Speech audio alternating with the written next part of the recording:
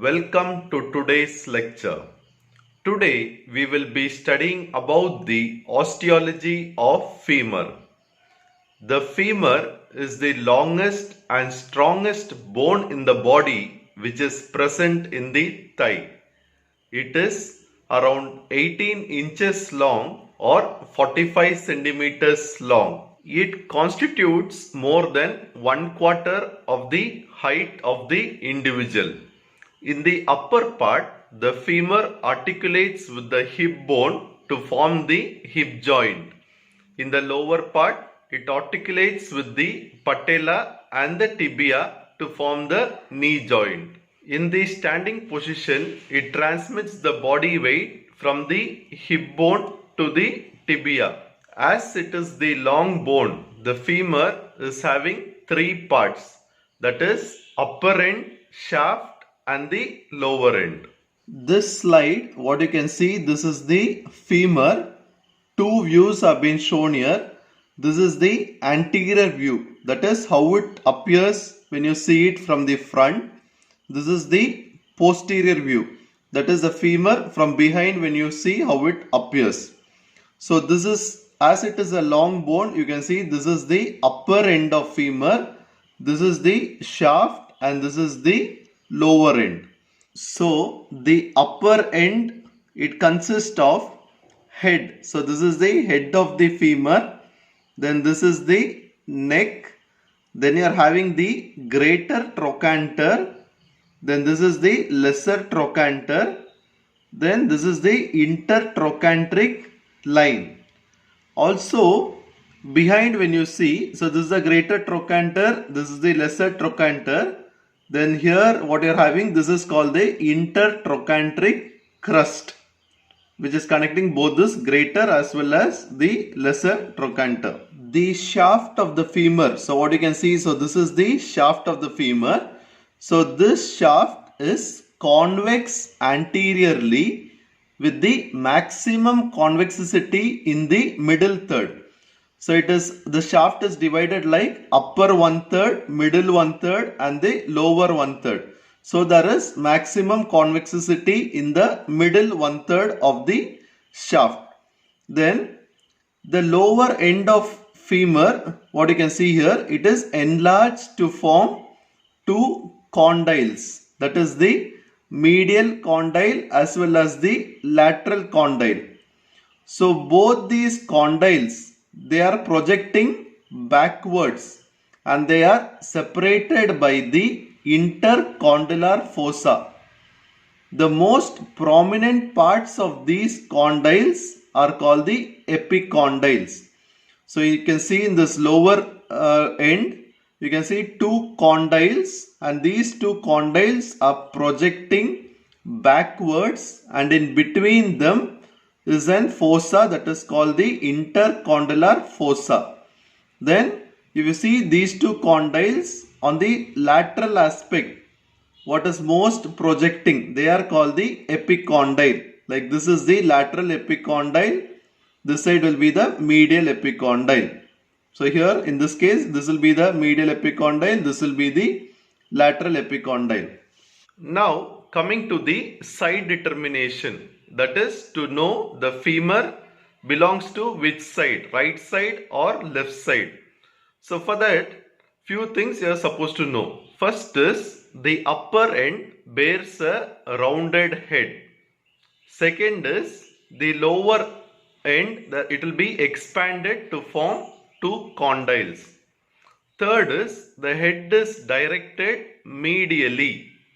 And fourth is there is anterior convexity of the shaft. So if you see this slide, for the side determination, you are supposed to know. So this upper end, you will be having the rounded head. Then the lower end, what you are having, so these are the two large condyles, expanded condyles in the lower end. Then you are supposed to know this head should be directed medially. Then the cylindrical shaft will be convex forwards. So actually it is difficult to see in the picture, but only when you have the bone in your hand you can observe this. that is the cylindrical shaft will be convex forwards. So in this slide, this picture what you are having, so this is the right femur. So if you see it in anatomical position, head is directing medially. This is the anterior aspect of the femur. Then also you can see this is the posterior aspect, and also you can see this intercondylar fossa, that is in the posterior aspect of the femur. Also you can see here in the posterior aspect on the shaft you are having ridges, and these ridges are called the linea aspera. So at least remember the linea aspera in the posterior aspect, intercondylar fossa, that is in the posterior aspect. So this slide is showing you the articulation of the femur above, that is above it is articulating with the hip bone. So this is a hip bone. So here you are having the acetabulum. So the head of femur is articulating with the hip bone. This slide is showing the lower aspect articulation of the femur with the patella. Here you are having the sesamoid bone patella. This is the tibia. So this is the anterior aspect. So in the anterior aspect there will be the patella which is present. This is the posterior aspect. So this is the femur. That is the medial as well as the lateral condyles articulating with the tibia. So the force is being transmitted from the hip bone to the tibia through this femur. Now for holding the femur in anatomical position, what you're supposed to know, that is the head should be directed medially upwards and slightly forwards. Then the shaft should be directed obliquely downwards and medially, so that the lower surface of both the condyles lie in the same horizontal plane. So this picture is just demonstrating the anatomical position of the femur.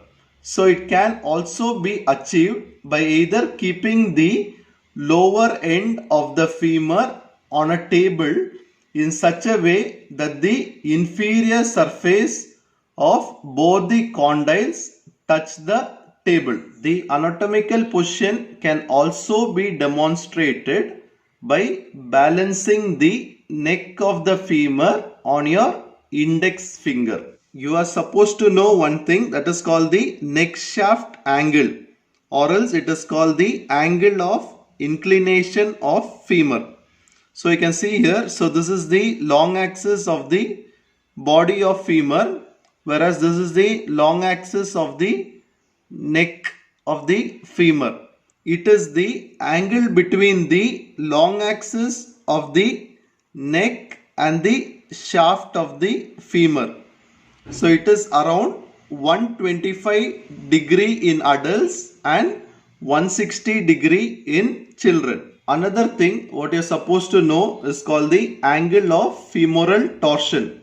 So in this picture what you can see, this overlapping diagram.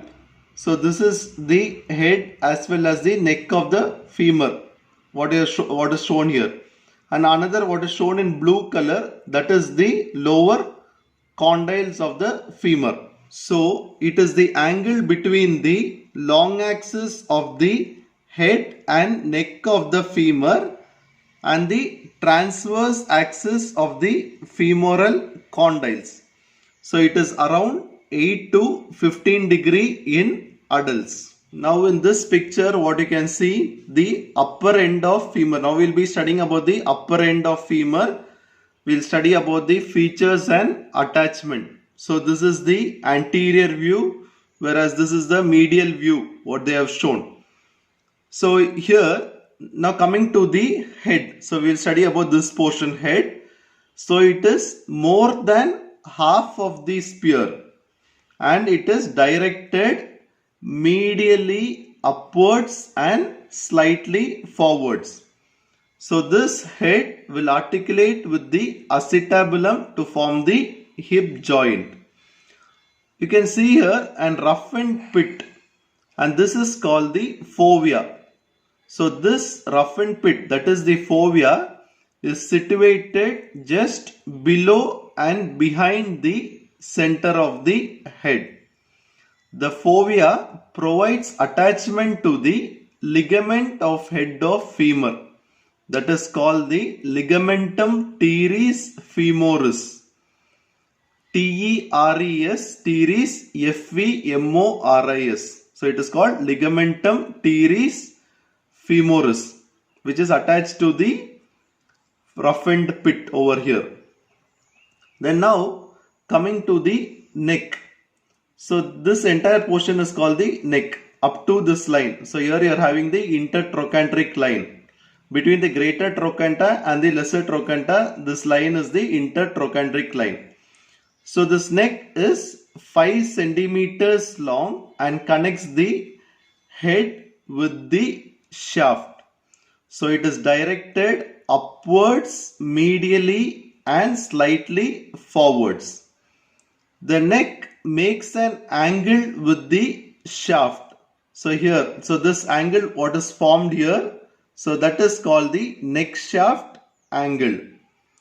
The neck is presenting two borders. So here what you are having, this is the upper border and here it is the lower border, and two surfaces. So one is the anterior surface, what you can see here, and behind will be the posterior surface. Now coming to the upper border. So this upper border is concave and horizontal.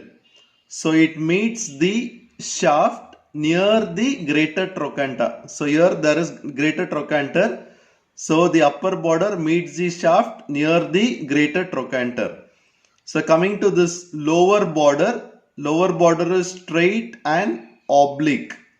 So it meets the shaft near the lesser trochanter. So what you are having here, so this is the lesser trochanter. Now coming to the anterior surface.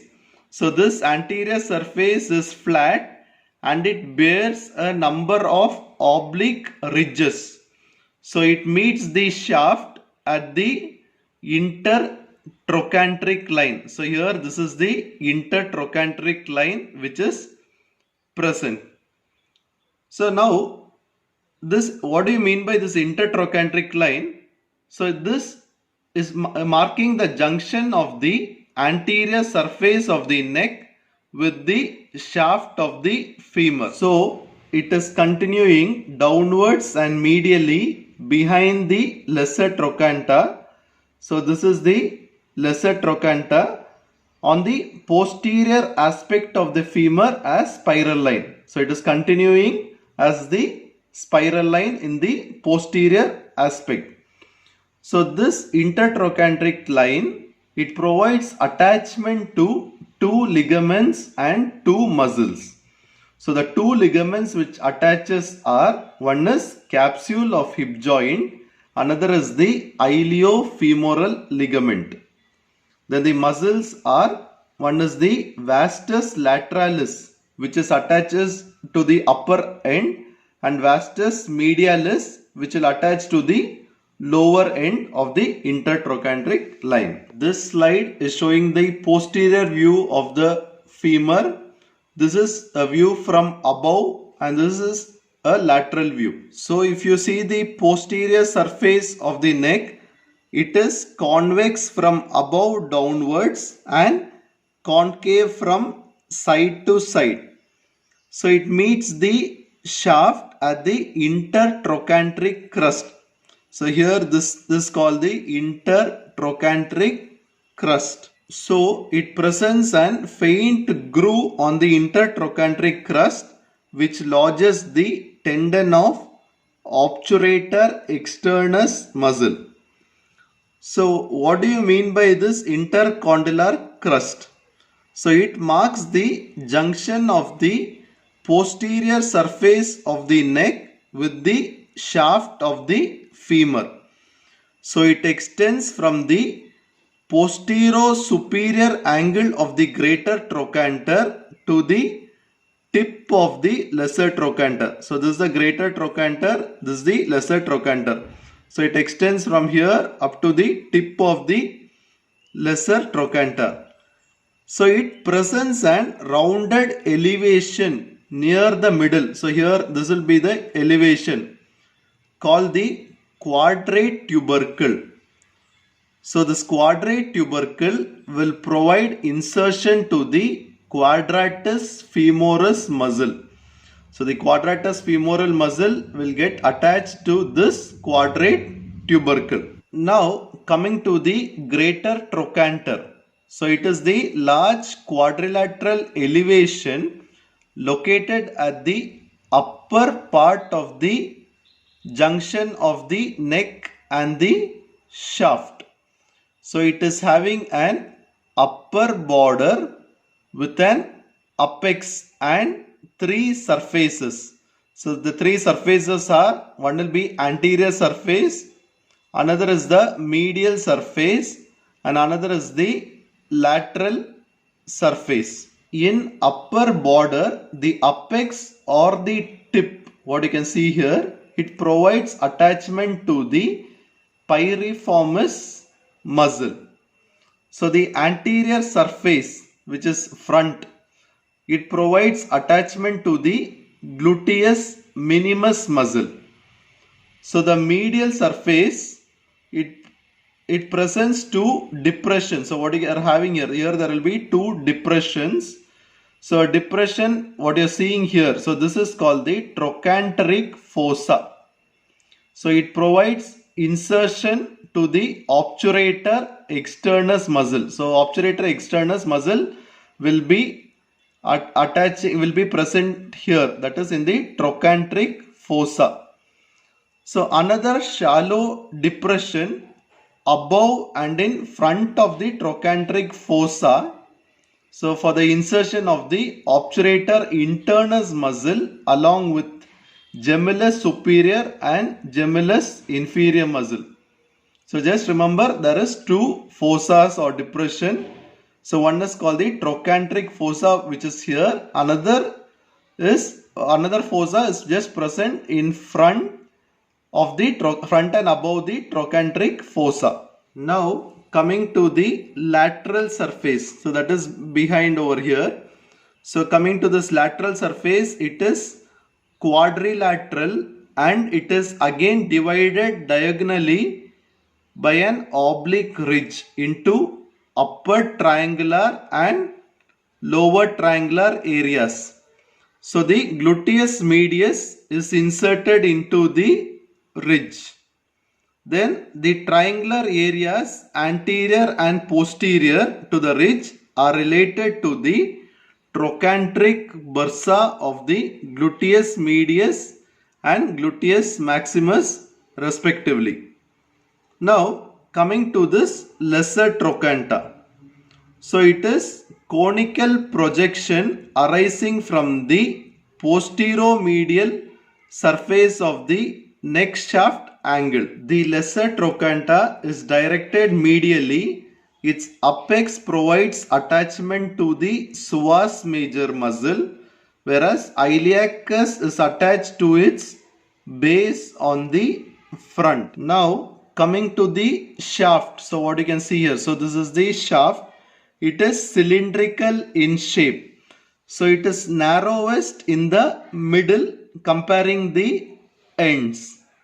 It is more expanded in the inferior region than the superior region. So it is convex forwards, which you cannot differentiate in this slide. It is directed obliquely downwards and medially. Then the shaft is divided into upper 1/3, middle 1/3 and lower 1/3. So this is the anterior view. This is the posterior view. In posterior view only you are having the linea aspera. So in the middle 1/3 of the shaft, it is made up of three borders. So one border, that is the medial border, another is the lateral border, another is the posterior border. So you can see three borders. So one is the medial border, this is the lateral border, and behind this is the posterior border. So, and you are having three surfaces. So now coming to the surfaces. So here you are having the medial border, This is the lateral border. So in between the medial border and lateral border, you are having the anterior surface. So here in between the medial border and the posterior border, the surface will be the medial surface. So between the lateral border and the posterior border, the surface will be the lateral surface. So the medial as well as the lateral borders are rounded and ill-defined, but the posterior border is in the form of a broad roughened ridge, which is called the linea aspera. So if you see this linea aspera, which we told it as the posterior border, so it is having an medial lip, then an lateral lip, as well as the intermediate area. So in the upper 1/3 of the shaft, the two lips of linea aspera, they diverge. You can see in the upper 1/3 of the shaft, this linea aspera is diverging to enclose an additional triangular posterior surface. So one more posterior surface is being formed here. The inner lip or the medial lip of the linea aspera becomes continuous with the spiral line, and the outer lip or the lateral lip becomes continuous with the gluteal tuberosity. So here is the gluteal tuberosity. So it is becoming continuous with the gluteal tuberosity, which extends up to the greater trochanter.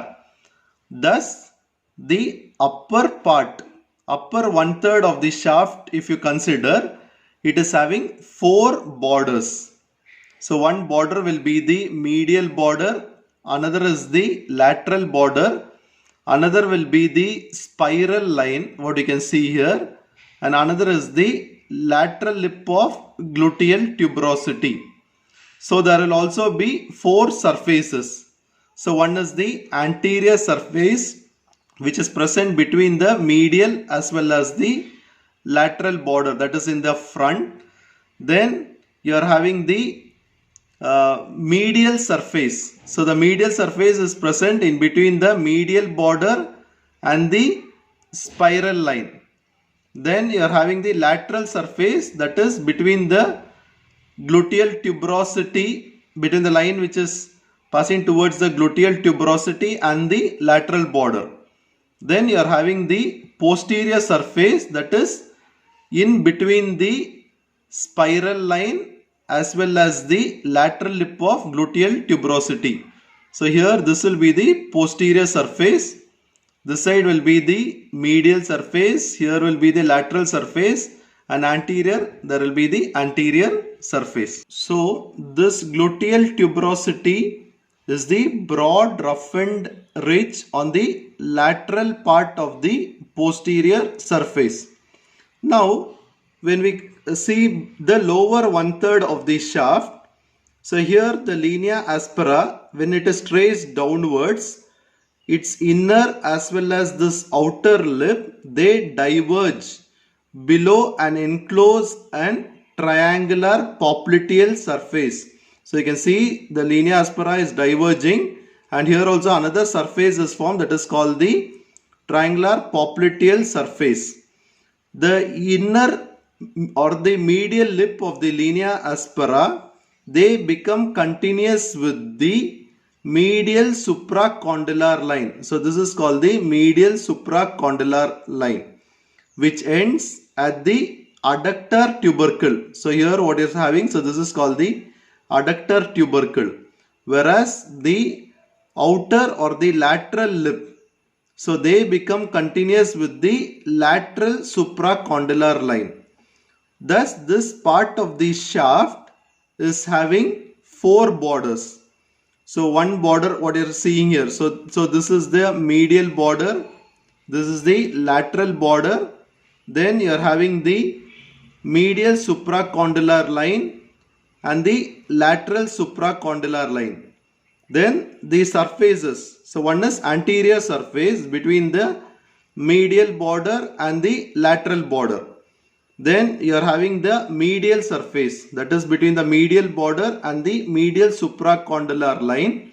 Then lateral surface, that is between the lateral border and lateral supracondylar line. Then you are having the popliteal surface, that is in between the medial supracondylar line and the lateral supracondylar line.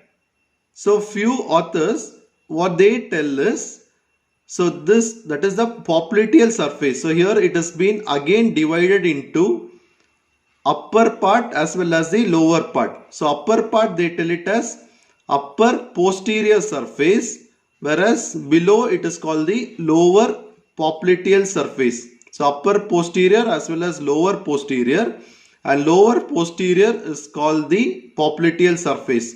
So in such a case, we can tell that it is having 5 surfaces, that is anterior, medial, lateral, posterior as well as popliteal surface. Now coming to the attachments to the shaft. So firstly, if you see the attachment of intermuscular septum, the medial intermuscular septum is attached to the medial lip of the linea aspera. The lateral intermuscular septum is attached to the lateral lip of the linea aspera. There are 9 structures which are attached to the linea aspera. So these structures can be discussed from medial to lateral side. So this is the diagrammatic representation which is showing the structures which are attached to the linea aspera.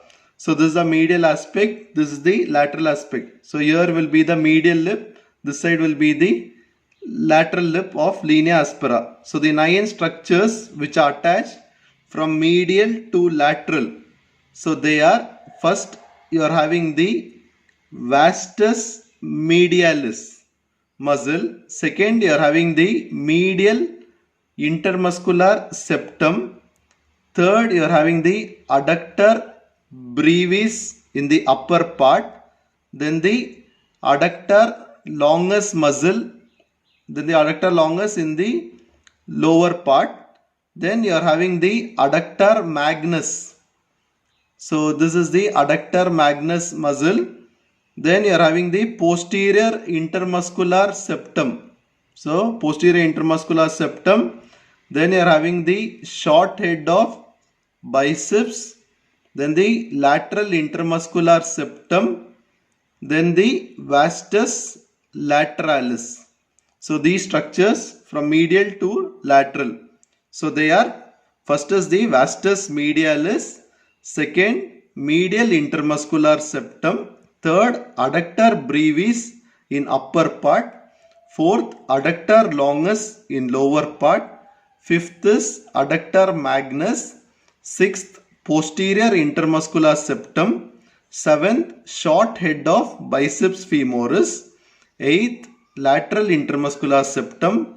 And ninth is vastus lateralis. So coming to the other muscles which are attached, you are having the vastus intermedius muscle. So here, so this is the vastus intermedius muscle. So it is attached to the upper 3/4 of the anterior and lateral surfaces. Then you are having the articularis genu, which arises from lower 1/4 of anterior surface below the vastus intermedialis. Then you are having the gluteus maximus muscle, which is inserted into the gluteal tuberosity. Then the pectineus muscle. So it is inserted in a line extending from the lesser trochanter to the upper end of linea aspera. Then the gastrocnemius. So one is the medial head of gastrocnemius. So it arises from the popliteal surface just above the medial condyle. So this is the medial epicondyle. So just above, this is a condyle just above it. Then you are having the lateral head of gastrocnemius, which arises from the lateral condyle and also over the lower end of lateral supracondylar line. Then you are having the plantaris muscle which arises from the lower end of the lateral supracondylar line just above the lateral head of gastrocnemius.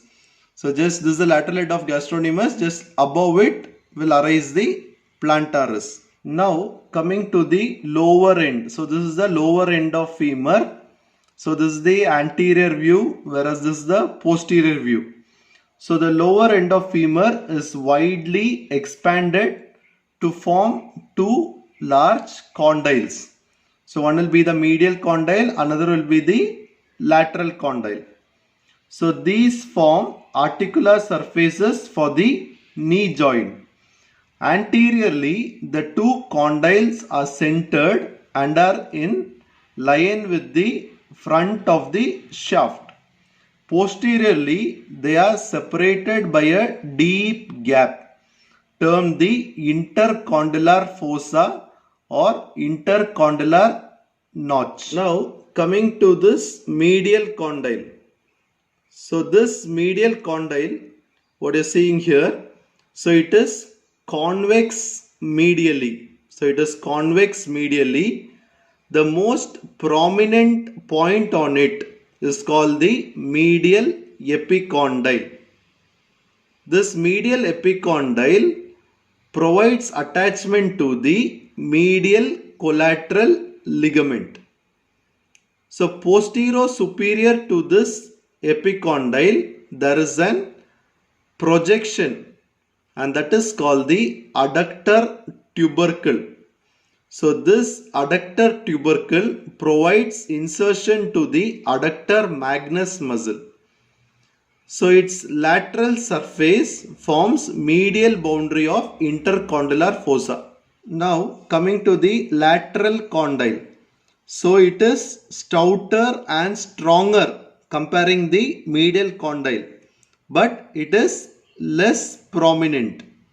So this lateral condyle is less prominent comparing the medial condyle. The lateral surface presents an prominence and that is called the lateral epicondyle. This lateral epicondyle will provide attachment to the fibular collateral ligament of the knee joint. Its medial surface forms the lateral boundary of the intercondylar fossa. Now coming to the intercondylar fossa or else intercondylar notch which is present in between the condyles. So it separates the two condyles posteriorly. So this is the posterior view what you are seeing. So it is separating the two condyles. It is limited posteriorly above by the intercondylar line. So it presents an medial wall, lateral wall as well as the floor. So this is the medial epicondyle, this is the lateral epicondyle, this is the intercondylar fossa. So the medial wall of the fossa provides attachment to the upper end of posterior cruciate ligament in its antero-inferior part, whereas the lateral wall of the fossa provides attachment to the upper end of anterior cruciate ligament in its posterior superior part. Now coming to the articular surface, that is the lower end presents an V-shaped articular surface occupying the anterior, then inferior as well as the posterior surface of both the condyles. The apex of V is called the patellar surface and which articulates with the patella. So this is a patella which is articulating with the apex of the articular surface. Whereas the two limbs of V, they form the tibial surface which occupy the inferior and posterior surfaces of two condyles to articulate with that of the tibia. Now coming to the ossification. So the femur ossifies from 5 centers, 1 primary center and 4 secondary centers. So the primary center is for the shaft, whereas the secondary centers, 3 is for the upper end and 1 is for the lower end. So the primary center for the shaft, it appears at 7 to 8 week of intrauterine life, whereas the 3 secondary centers, that is for upper end, 1 is for the head, another is for the greater trochanter, another is for the lesser trochanter. For the head, it appears during the first 6 months and it fuses at 18th year, whereas for the greater trochanter, it appears at 4th year. Then for the lesser trochanter, it appears at 12th year and they also fuse at 18th year. Then the secondary center for the lower end, so it appears during 9th month of intrauterine life. It fuses at 20th year. So this secondary center in the lower end is of medico-legal importance. So when the newborn is found dead, it tells us whether the newborn was full term and viable or not, because it appears just before birth during the 9th month of intrauterine life. Other clinical importance, so one is, you can see here, that is the fracture at the neck of the femur. So the common site of fracture is in this neck, which is seen above 60 years in adults, whereas in young below 16 years the fracture is usually seen in the shaft. So this fracture is due to osteoporosis, which is most common in females after 60 years. So this fracture in the neck will lead to avascular necrosis of the head. Secondly, the neck shaft angle of femur is usually reduced, that is, if it is less than 125 degree. So usually it involves the head and neck of the femur. So this condition is called the coxa vara. So the femur neck becomes more horizontal. What you can see, how you can see over here. If the neck shaft angle is more than 135 degree, you can see here the head as well as the neck, then the shaft angle what is formed is more than 135 degree. It is called the coxa valga. Here it is more vertical. It is difficult to study osteology by this method. So unless you have the bone in your hand, it is not possible to feel all these impressions and study. So when you get a chance, study it along with the femur bone. So thank you for watching.